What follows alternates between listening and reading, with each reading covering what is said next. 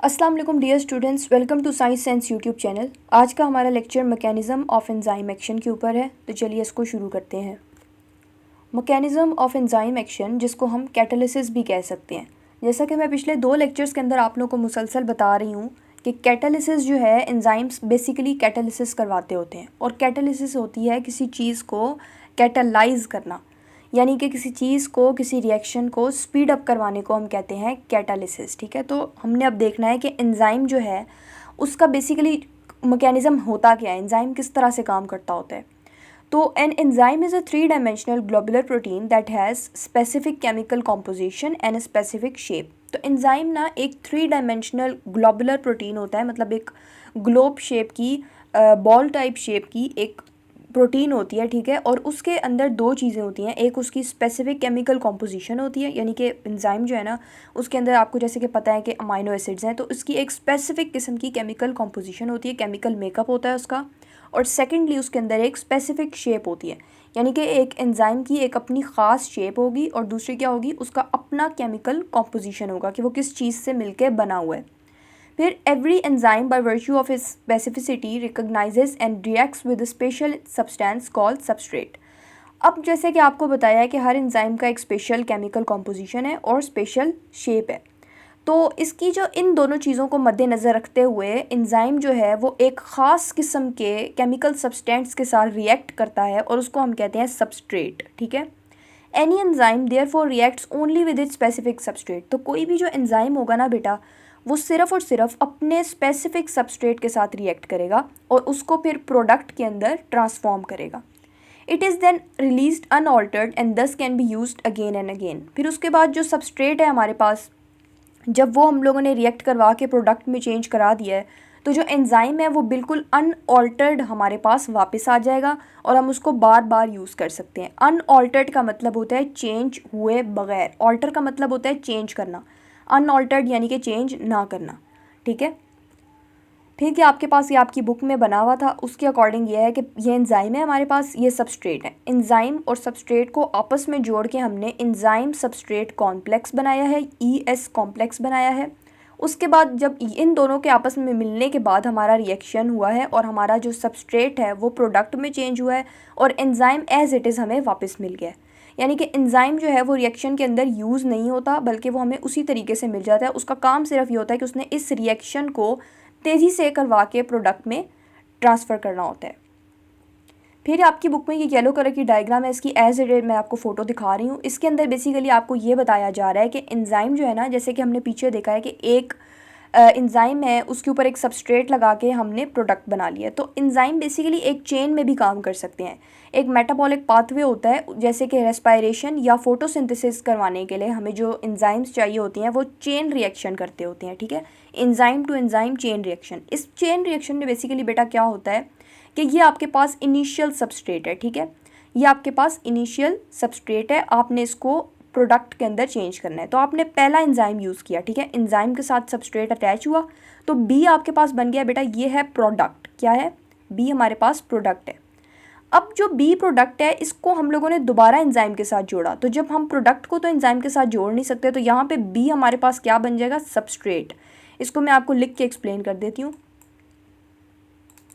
ये देखिए बेटा, अभी जो ए है ना हमारे पास, ये है सबस्ट्रेट। ठीक है, जब सबस्ट्रेट ने हमारे एंजाइम के साथ ज्वाइन हुआ तो बी हमारे पास क्या बन गया? प्रोडक्ट। लेकिन अब हम लोगों ने इस बी को एज अ सबस्ट्रेट यूज़ करना है अगले एंजाइम के साथ। ठीक है, इस वाले एंजाइम के साथ। जब इस एंजाइम के साथ ये सबस्ट्रेट रिएक्ट करेगा तो हमारे पास जो सी है ना, ये बेटा हमारे पास बन जाएगा प्रोडक्ट। अब जो सी है इसको अगले रिएक्शन के अंदर हम लोग इसको फिर से सबस्ट्रेट कहेंगे और वो सबस्ट्रेट इस एंजाइम के साथ रिएक्ट करके फिर डी को बनाएगा, वो डी हमारे पास एज अ प्रोडक्ट बन जाएगा। फिर वो जो डी है वो अगले रिएक्शन के अंदर फिर से सबस्ट्रेट बन के इस एंजाइम के साथ रिएक्ट करेगा, तो हमारे पास ई बन जाएगा जो कि होगा प्रोडक्ट। तो अगर हम इसको ना रोकें ना तो ये रिएक्शन चलता जाएगा चलता जाएगा चलता जाएगा और ये एक लॉन्ग रिएक्शन हो जाएगा, लॉन्ग चेन बन जाएगी। लेकिन इसका कोई तो एंड पॉइंट होगा ना। उस एंड पॉइंट को क्या करते होते हैं कि देखें यहाँ पे हमें ई जो है ना वो एज अ फाइनल प्रोडक्ट दिखाया जा रहा है। तो ई वाला जो एंजाइम है वो फीडबैक देता है कौन से एंजाइम को? पहले एंजाइम को, और उसको कहता है कि मुझे मज़ीद इस तरह करके प्रोडक्ट्स भेजने बंद कर दो। ठीक है, तो हमारे पास जो एंजाइम का एक्शन है वो रुक जाता है, ये फाइनल प्रोडक्ट बन जाता है। इसकी एक एग्जांपल है कि बच्चे जो है ना वो खेलते होते हैं पासिंग द पार्सल। शायद आपने उस गेम का नाम सुना हो, अगर नहीं सुना तो खैर उस गेम में ये होता है किसी तरह ढेर सारे लाइन में एक बच्चे बैठे होते हैं, जैसे यहाँ पे आपको ये ABCD नज़र आ रहा है, और जो एक बंदा होता है ना, जैसे यहाँ पे S है फ़र्ज़ करें, उसने एक पार्सल A को दे देना है, A ने B को ट्रांसफ़र करना है, B ने C को, C ने D को, D ने E को। फिर उसके बाद जो ये बंदा होगा ना, ये जब कह देगा स्टॉप, तो जिसके पास होगा ना वो फाइनल उसके पास ही पार्सल मौजूद होगा, ठीक है। तो बिल्कुल इसी तरह एंजाइम चेन के अंदर होता है कि A ने B को ट्रांसफ़र कर दिया, B ने C को ट्रांसफ़र कर दिया, C ने D को ट्रांसफ़र कर दिया, और हमारे पास फाइनल प्रोडक्ट ये बना है। लेकिन इस प्रोडक्ट ने यहाँ पे S ने नहीं बल्कि इस E ने जाके फीडबैक देना है पहले एंजाइम को, और उसको कहना है कि भाई अपना काम रोक दो, ठीक है, अब हमारा प्रोसेस, हमारा प्रोडक्ट फाइनल बन चुका है, अब मज़ीद एंजाइम्स के ज़रिए से रिएक्शन करवाने बंद करो। तो ये जब रुक जाएगा ना तो ऑटोमेटिकली ये भी रुक जाएगा, और एंजाइम 3 भी रुक जाएगा, और एंजाइम 4 भी रुक जाएगा। इसी तरह जो इनिशियल सबस्ट्रेट है ना, ये एक्टिवेट भी करा सकता है रिएक्शन को। जैसे कि अगर हमने रिएक्शन यहाँ से आगे बढ़वाना है, यहाँ तक रिएक्शन स्टॉप हो गया है, हम लोग चाहते हैं कि रिएक्शन मज़ीद हम करवाएं, तो हम एक्टिवेशन भी करा सकते हैं। एक्टिवेशन होता है बेटा किसी भी रिएक्शन, किसी भी प्रोसेस को स्टार्ट करवाना।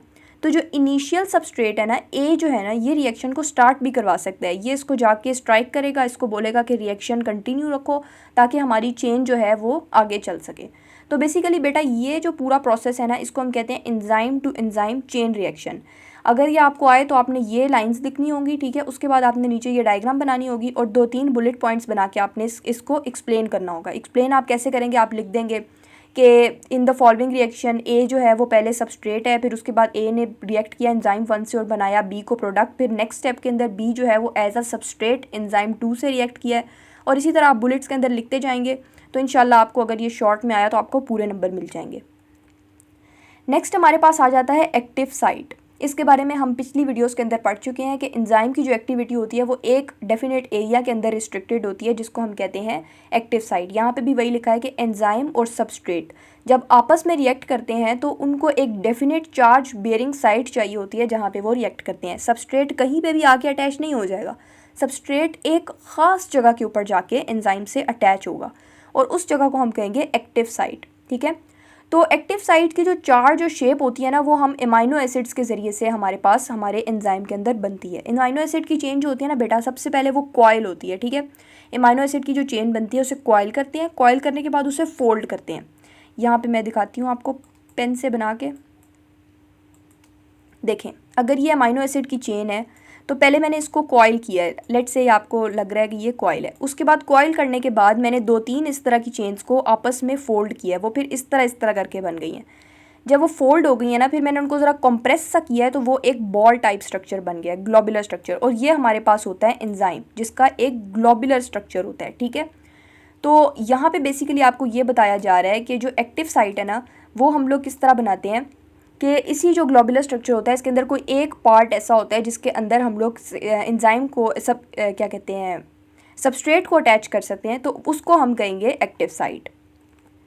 उसके बाद जो एक्टिव साइट होती है उसके अंदर 2 तरह के रीजन्स होते हैं, एक होता है बाइंडिंग साइट, एक होता है कैटालिटिक साइट।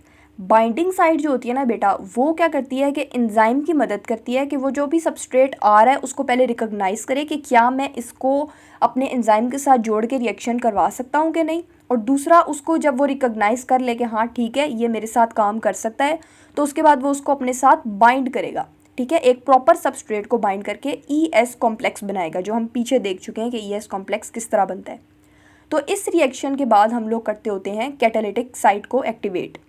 अब कैटालिटिक साइट जो है, इस बाइंडिंग साइट के बाद कैटालिटिक साइट का काम आता है, और कैटालिटिक साइट का काम बेसिकली बस ये होता है कि उसने कैटालाइज कराना होता है रिएक्शन को, और सबस्ट्रेट को चेंज करना होता है इनटू प्रोडक्ट्स। कैटालाइज मतलब रिएक्शन को स्पीड अप कराना है और सबस्ट्रेट को प्रोडक्ट में चेंज करना है।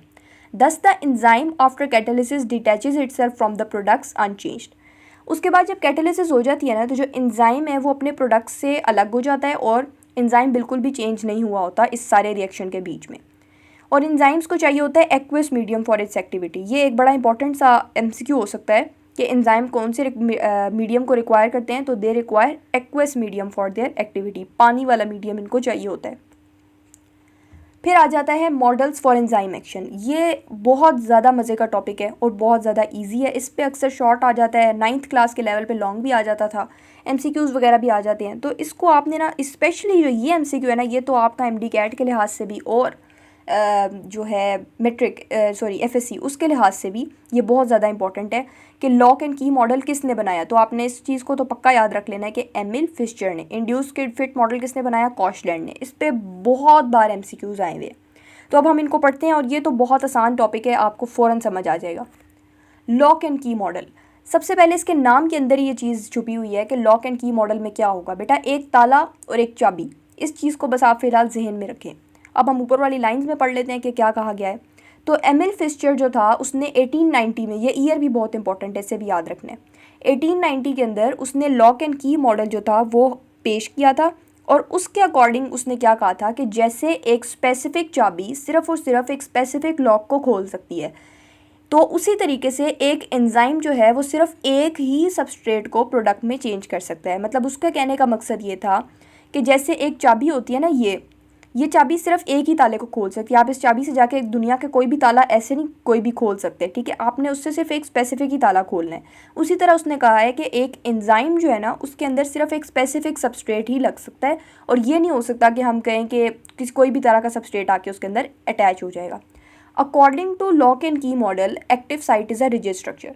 तो लॉक एंड की मॉडल के अकॉर्डिंग ये है कि जो एक्टिव साइट है ना, वो एक रिजिड स्ट्रक्चर है। रिजिड का मतलब होता है हार्ड, यानी कि वो बहुत सख्त जगह है, उसको आप ऐसे ही चेंज नहीं कर सकते, ठीक है। उसमें फ्लेक्सिबिलिटी नहीं होती, ये उसके कहने का मकसद था।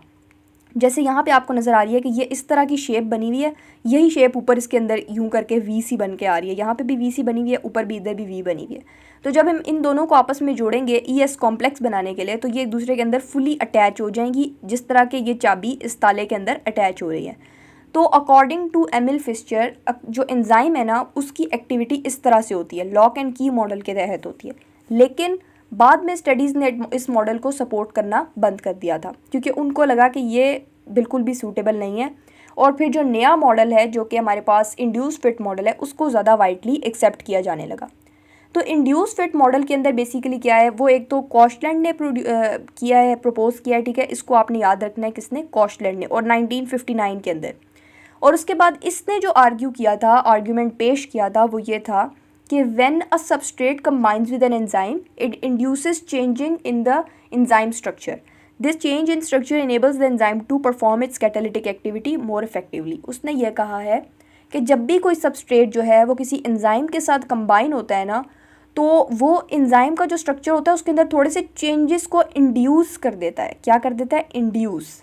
और फिर उसके बाद वो उसको सबस्ट्रेट को अंदर फिट करा लेता है, इंड्यूस फिट मॉडल। यानी कि अगर कोई चीज़ किसी चीज़ के अंदर नहीं घुस रही, जैसे मैं आपको फ़ोटो दिखाती हूँ, ये एक्टिव साइट आप देखें इस तरह करके है, जबकि सबस्ट्रेट हमारे पास ऐसा नहीं है। तो according to Koshland, according to induce fit model, उन्होंने ये कहा है कि एंजाइम जो है ना, वो रिजिड स्ट्रक्चर नहीं है, हार्ड स्ट्रक्चर नहीं है, वो एक फ्लेक्सिबल सा स्ट्रक्चर है। जैसे आप यहाँ पे देख सकते हैं, अगर हम लॉक एंड की के अकॉर्डिंग देखें तो हम कहेंगे कि सबस्ट्रेट इसके साथ अटैच नहीं होगा, लेकिन हम इसको यहाँ पे इंड्यूस फिट करा लेंगे। हमने इसका ज़बरदस्ती फिट करा के एक एंजाइम सबस्ट्रेट कॉम्प्लेक्स बना दिया, और इस तरीके से ये हमारे पास सबस्ट्रेट एंजाइम से अटैच हो गया। इसीलिए हम लोग इस स्ट्रक्चर को वाइडली एक्सेप्ट करते हैं, यही माना जाता है अब। तो बेटा अगर आपसे पूछा जाएगा कि इंड्यूस फिट मॉडल के बारे में लिखें, तो आपने बिल्कुल जिस तरह मैंने बुलेट्स बनाए उस तरह बुलेट्स बनाने हैं, नीचे उसी तरीके से बोल्ड करके आपने डेफिनेशन लिखनी होगी, साथ आप इस तरह की डायग्राम बना देंगे, तो इंशाल्लाह पूरे 2 नंबर आपको मिल जाएंगे। ये टॉपिक तो बहुत आसान था, तो मुझे उम्मीद है आपको समझ आ गई होगी। और आगे आने वाली वीडियोज़ के लिए आप चैनल से जुड़े रहें, और प्लीज़ चैनल को सब्सक्राइब कर लीजिए। और बाकी आपसे मुलाकात होगी इंशाल्लाह नेक्स्ट वीडियो में। तब तक के लिए अल्लाह हाफ़िज़।